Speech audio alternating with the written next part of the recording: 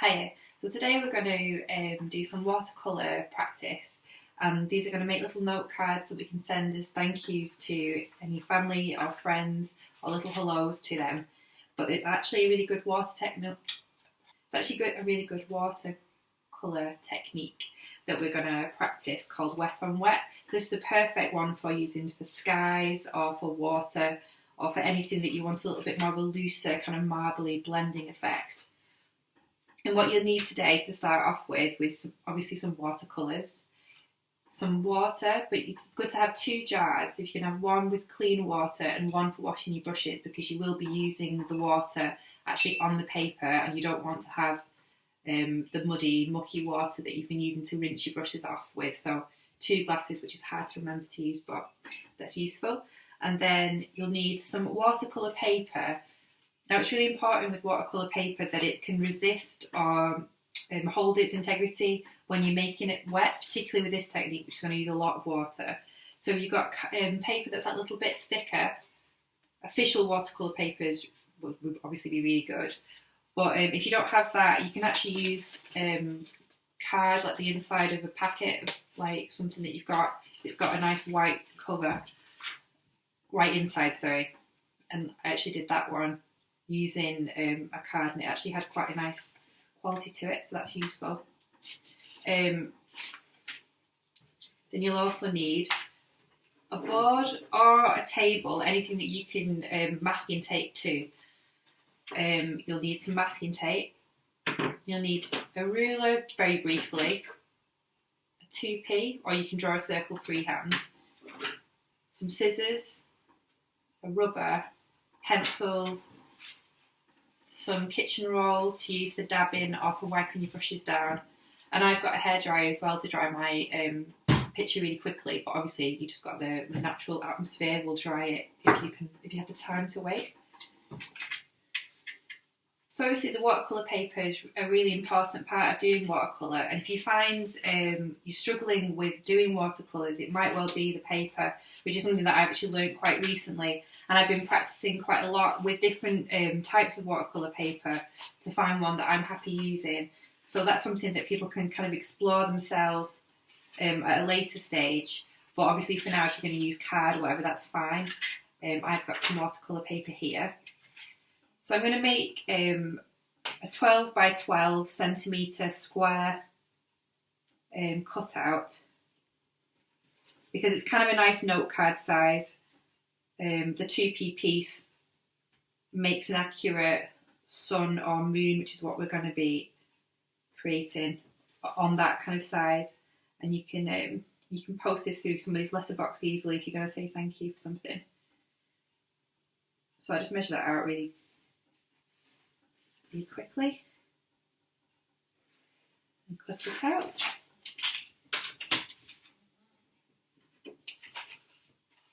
Now, I really recommend you do this quite a lot of times to keep practicing. So, chop up all the cardboard in your house and start making some of these. Each one will be different, and there's a little bit of chance involved as well, so you'll kind of find some work better.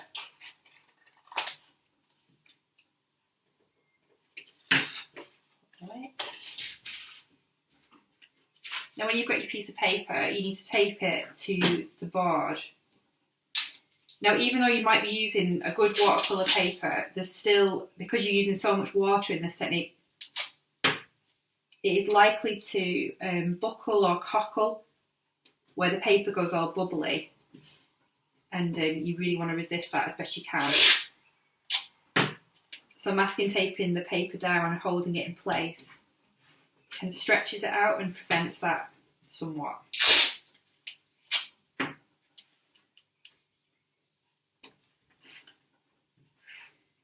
Also, if you're going over the edge of your paper a little bit, it does leave a nice little edging on your work, which just frames it.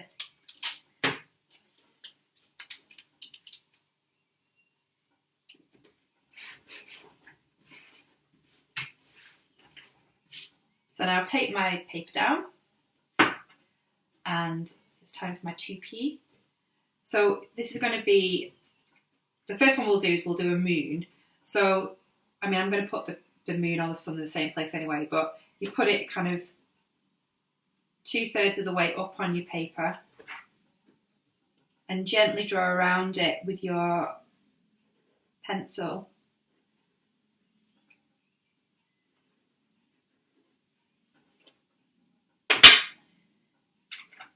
And it's really important when you're doing watercolour to make sure that you don't press too hard with your pencil, because as soon as you put watercolour over a pencil mark, you'll never get it up, and it will always have the drawing on the underneath of the painting, which will look kind of a bit bad.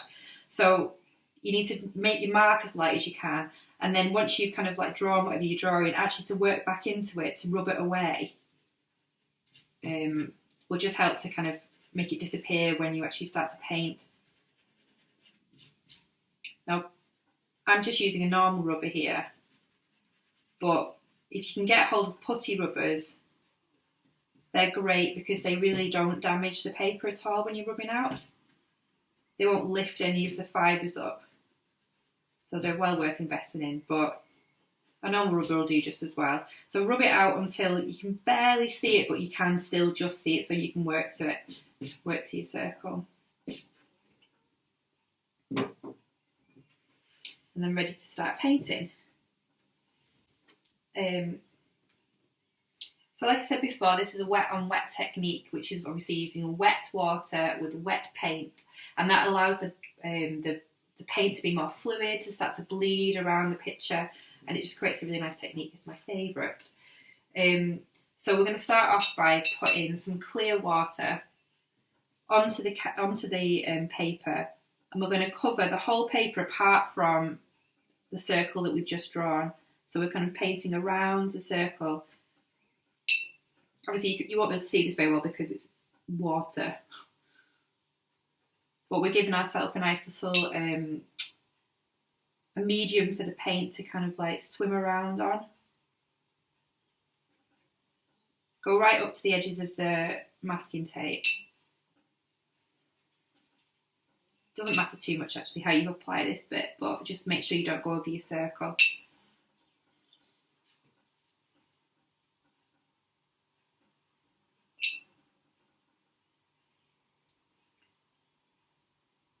Now what we're actually doing here is we're creating a kind of, making it puddle wet, like very wet, really. And if you were going to use this technique with other watercolour techniques, like using more dry things, you'd have to make sure that this was entirely dry before you started painting anything else, or else you'll get that bleeding in places that you don't want it. So now I've made it completely wet. So for the moon, I'm choosing like 3 colours that go really nicely together, and tonally they're similar, of kind of evening sky tone. So I'm using a darkish blue, kind of a cobalt blue. Then I'm using an even deeper blue, kind of a navy blue, and then I'm actually using a bit of Payne's grey and mixing that in with a blue to give myself an almost blue-black. And the important thing to remember with watercolours is that one little colour can give you multiple tones just by the amount of paint that you add into the water or load onto your brush. And it's always good sometimes to do practices like that to see what kind of tones you can get. So now we're going to use the lightest of our colours, and we're going to put the smallest amount onto our brush. We really just don't want it to be too colourful at all. And we're just going to go over all the wet area, really spreading this out quite evenly. This is going to create the sort of background tone of our picture. And with watercolour, you can't really go, you can't add light back onto dark, so you always want to start off as light as possible, and then you can kind of like always come back in with more colour, but it's fairly difficult to remove using the clear water to mix.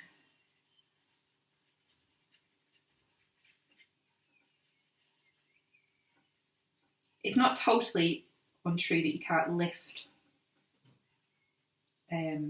colour off, but it's safe to say you can't do it very easily and very successfully.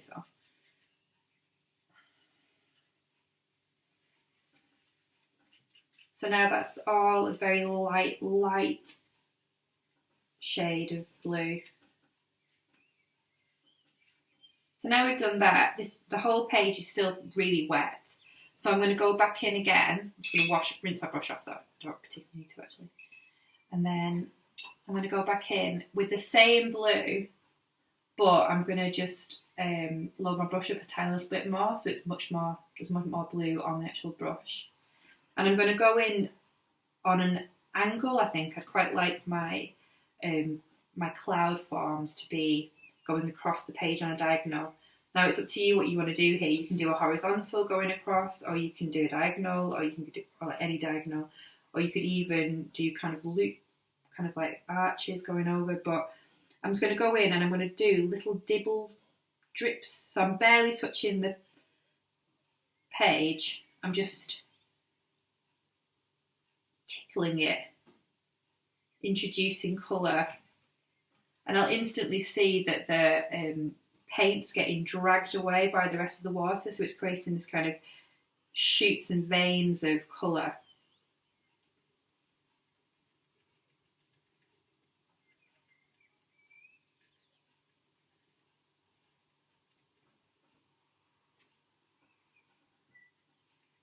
That's exactly what we want.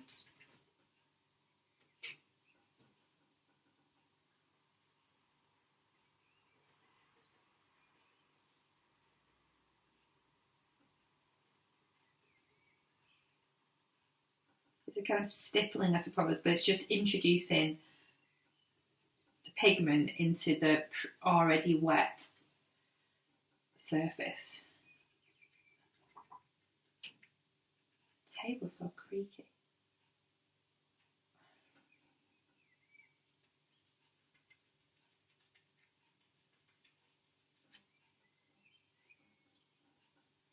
I wasn't washing my brush then, I was just getting a little bit more water just to make sure that it's running everywhere.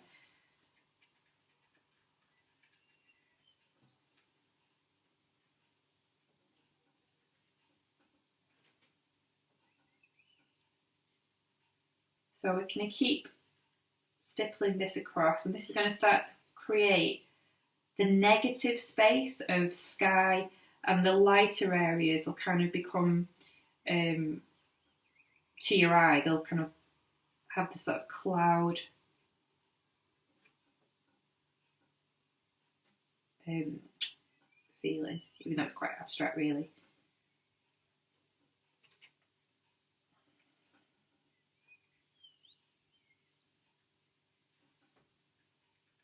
Let's create kind of this evening sky. I'm also going to make sure that I put dark bits right into the corners. That'll kind of finish the picture off quite nicely when I take the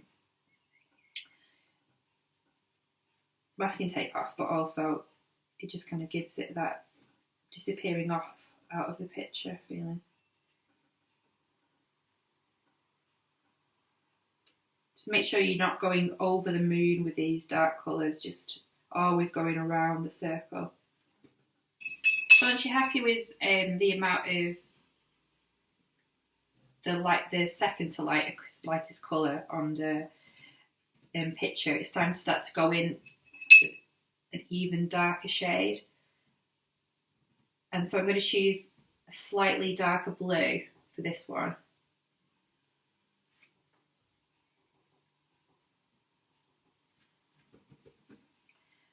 And I'm going to go back into the areas that I've actually already put the dark blue paint, the previously dark blue paint, so that this blue in the centre of that starts to bleed out and the two become mixed with the water on the page.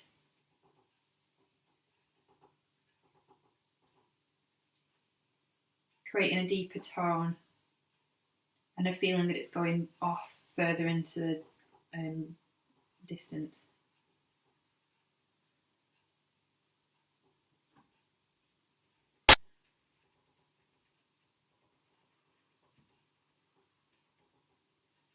If you're noticing that your page is getting too dry and your paint isn't bleeding off in the same way, just add some more of your clear water.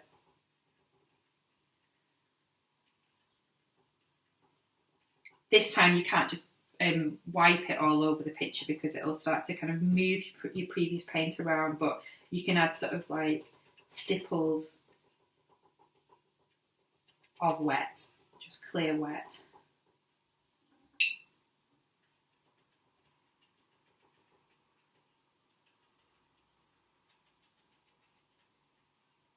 And then you can go back in with the paint again.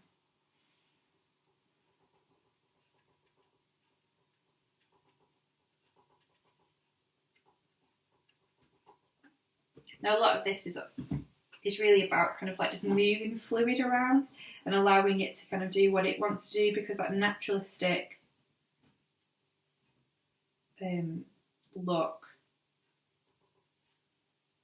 will make it feel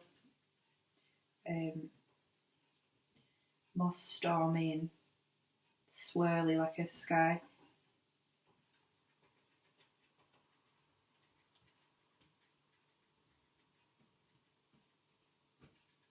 So you take the paint up and down into the cloud, dragging the water more than you're sort of dragging the paint, allowing it to bleed in those directions. Just so that your cloud formations are not too uniformly stripy. You want them to be a little bit higgledy-piggledy.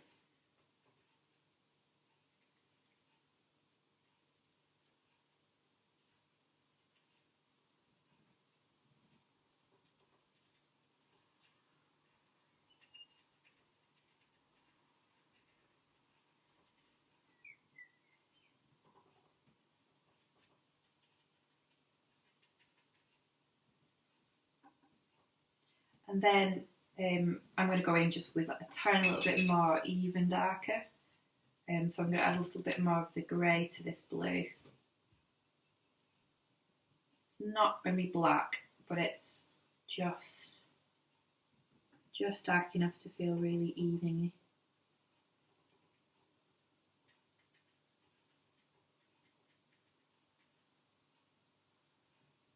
Go just over the top of the moon. Not over the actual circle itself, but over the top of the behind the moon. With that really dark colour.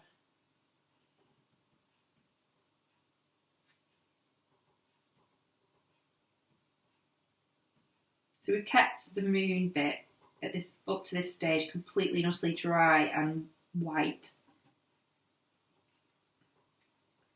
And hopefully that should give it a real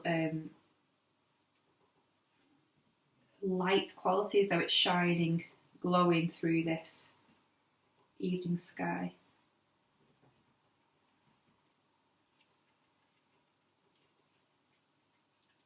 And then when I'm happy with that, I wash my brush, dry it up a little bit, and then just take a little bit of clear water and then just take some of this lightest area and just start to kind of pull it across the front of my moon. And that'll just give a little bit of a cloud, just taking away the perfection of the moon. So where there's the lightest part of the painting is touching the circle, that's where I'm just dragging it from.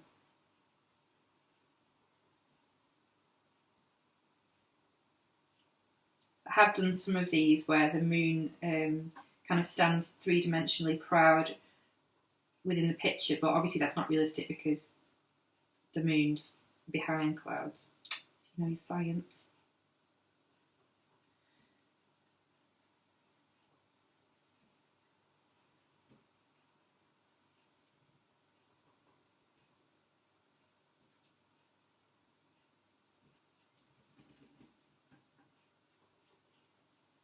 There we go, and that one is done. So before I peel that up, I want it to be completely dry, or else any of the kind of bubbly bumpiness of it would, yeah, it's just not going to keep, it's not going to be kept flat. So you can either go off and have a cup of tea, or you can blast it with a hairdryer. There we go. That is my moon done.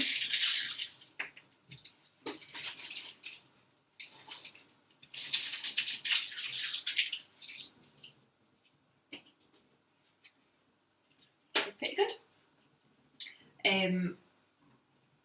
Now to do a sun, we'll do exactly the same thing. So we need to cut out a piece of paper that's 12 by 12.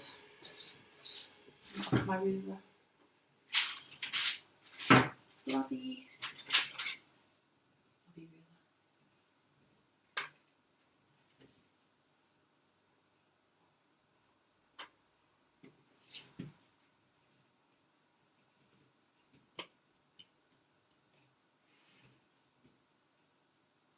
Obviously the size doesn't really matter, do whatever size you want. Inky hands.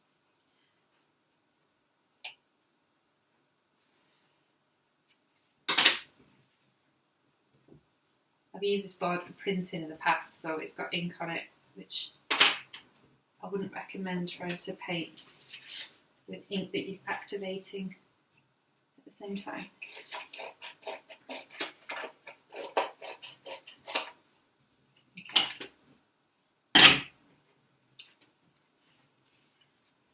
So we place that down, we tape it down so that we don't get cockling.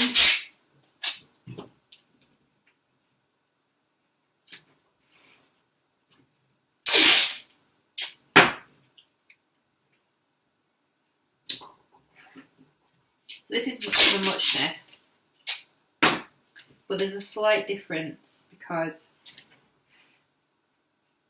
the sun itself has got its own colour.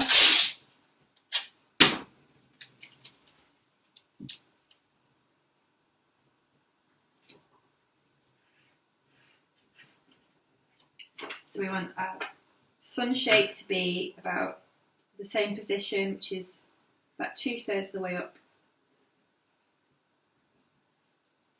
Drawing, and then we need to make sure we've got that pencil mat very, very light so it doesn't show through the paint.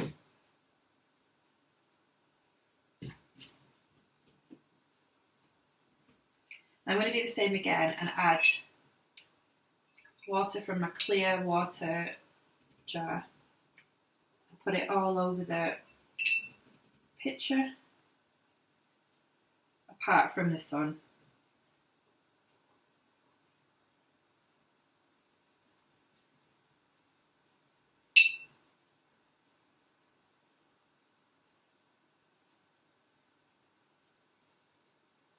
And now for my sun, I'm going to do oranges and reds and yellows.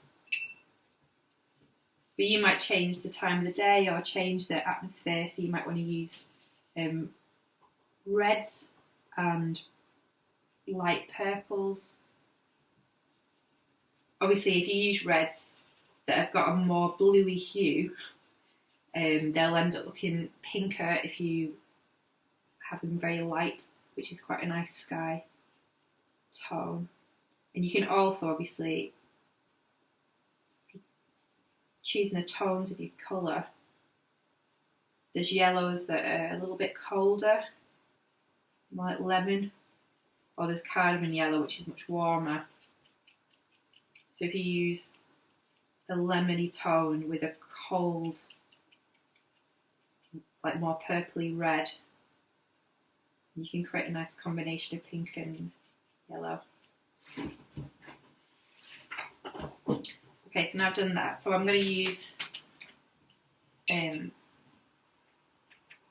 warm yellow.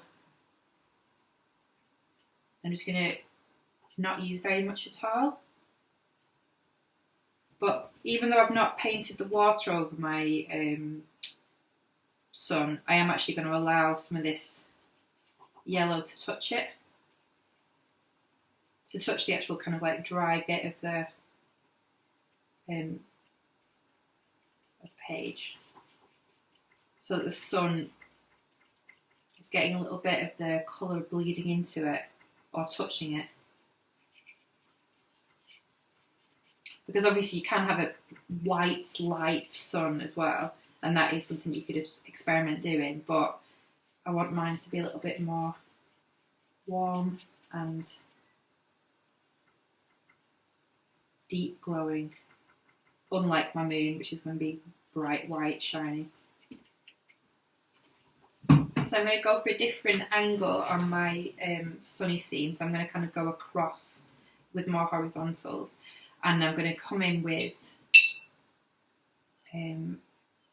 that yellow again, but I'm just going to ladle more paint onto my brush, and I'm going to do a kind of like wiggly M's with my stippling.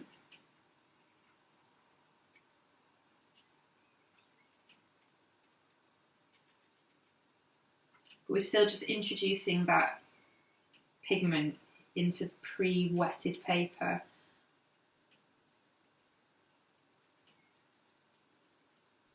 So that it bleeds around.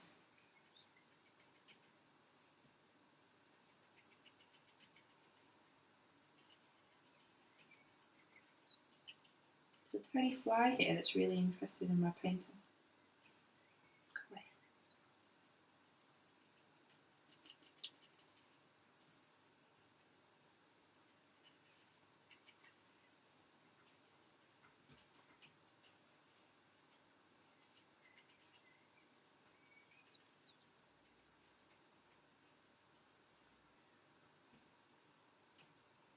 And then I want to come in, just rinse that a little bit.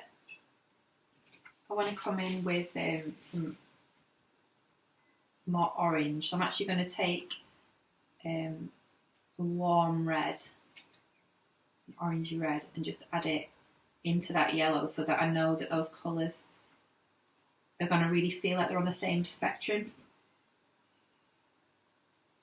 I'm going to add the orange lower than the yellow that I just added.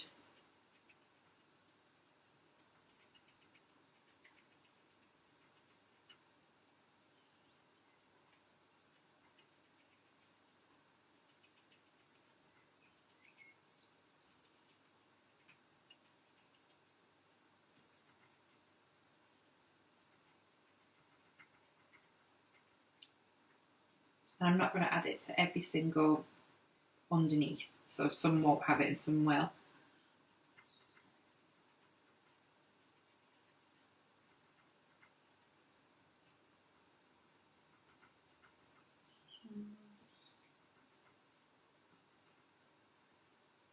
I'm coming right up to my sun, but not quite going over it. Just because I'm going to decide later which cloud forms I want to bring across the sun, and which ones are just a hue of the sky. I'll show you. Then just going to add some clear wet.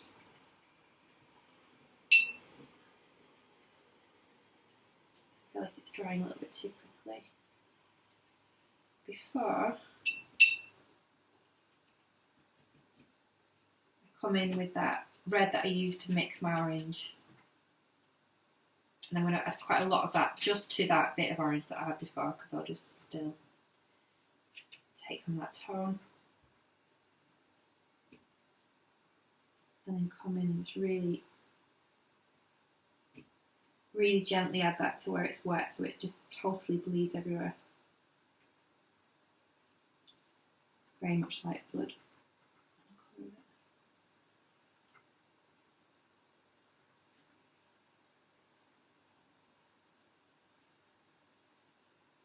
Add it to my cloud.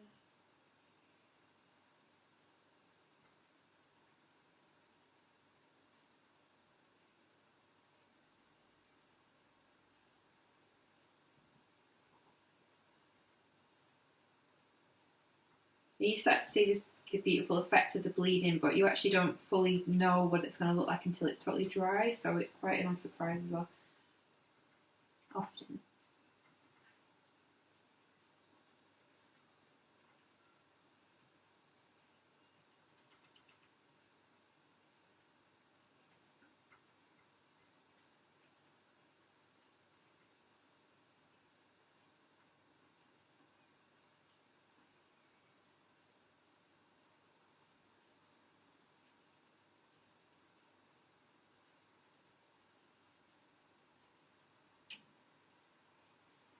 So I'm being very quiet, it's enjoyable. Just coming right up to the edge of the sun now with this red, because of the darkness of it, it'll kind of make that sun pop out a little bit more in colour.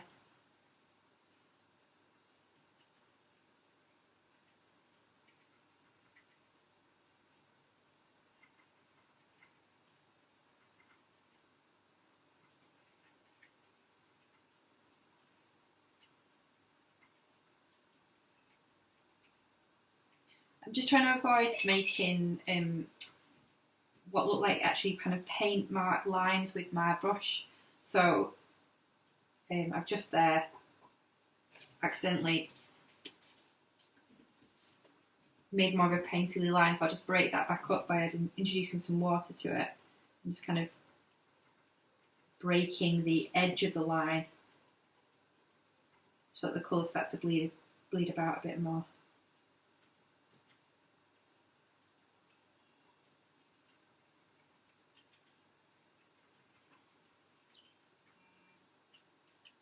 Now, while this paint is really wet, I'll show you another technique, which if you dry your brush completely, you can actually go back in to areas that you really want to lift out some colour, and you can actually just use your brush to soak up little patches. So that'll kind of create whiter areas of cloud, or if you feel like there's a little bit too much paint running about, you can just lift it with the brush. So it's not making it white, but it's just not making it as laden, if you don't want it to be like that. And you can also use the kitchen roll itself to stipple. I don't know if this is a technique that's frowned upon, but I think it's nice.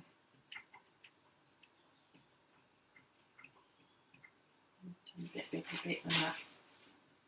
You've got to be careful with my kitchen roll, because it's got a shape in it, so it can actually print that shape if I'm not using it.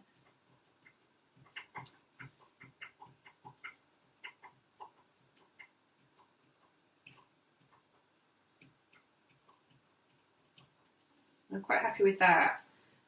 So what I'm going to do now is I'm going to totally make sure this is dry before I finish the sun off. So you can just walk away again if you want to, or hairdryer it.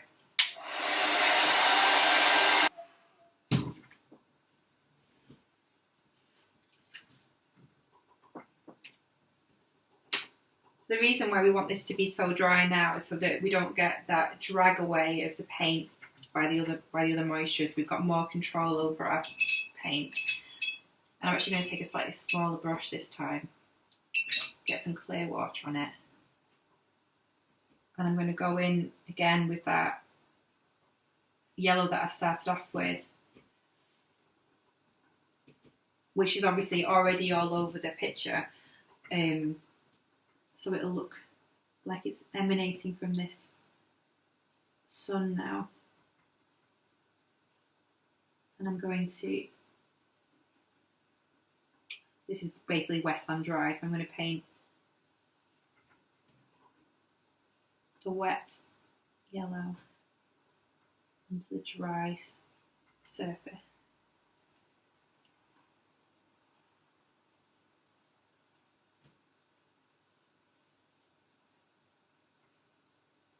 So So I want that to be dry again, and then I'll just take the same brush, choose one of the colours. I'm just going to go for the lightest red, orange, actually, lightest orange. I'm just going to take across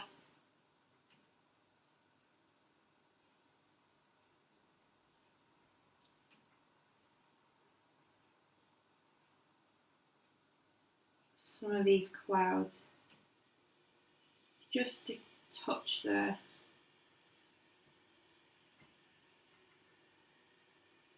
sun so that it doesn't look like it's got clouds going behind it, is what we're kind of avoiding.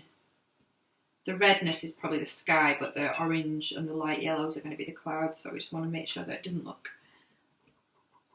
like the sun's ahead of the clouds. Go back into that a little bit with some water just to make sure it's not too solid. I'm happy with that. So then just make sure it's totally dry. And I can unpeel it.